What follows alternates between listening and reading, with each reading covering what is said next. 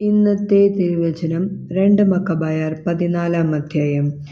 കർത്താവ് പറയുന്നു, ദേവാലയത്തിനെതിരെ ഭീഷണി. എന്നാൽ അവരുടെ സൗഹൃദം കണ്ട അൽക്കീമൂസ് ഉടമ്പടി പത്രികയും കൊണ്ട് ദമേത്രിയൂസിന്റെ അടുത്തെത്തി. നിക്കാനോർ രാജദ്രോഹിയായ യൂദാസിനെ തന്റെ പിൻഗാമിയായി നിയമിച്ച് രാജാവിനോട് അവിശ്വസ്തത കാണിച്ചിരിക്കുന്നു എന്ന് പറഞ്ഞു.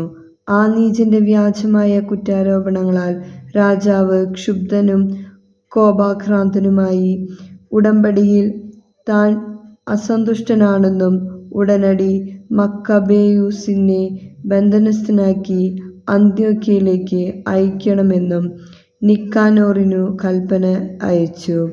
സന്ദേശം ലഭിച്ച നിക്കാനോർ യൂദാസ് ഒരു തെറ്റും ചെയ്യാതിരിക്കെ ഉടമ്പടി അസാധുവാക്കേണ്ടി വരുന്നതോർത്ത് അസ്വസ്ഥനായി.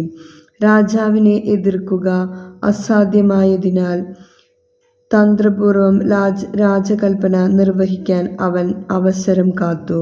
നിക്കാനോർ തന്നോട് കൂടുതൽ പരുഷമായി പെരുമാറുന്നുവെന്നും അവന്റെ സന്ദർശനങ്ങൾ അസാധാരണമായ കാർക്കശ്യത്തോടു കൂടിയാണെന്നും മക്കബേയൂസ് കണ്ടു. നമ്മുടെ കർത്താവായ യേശുവിനെ സ്തുതി.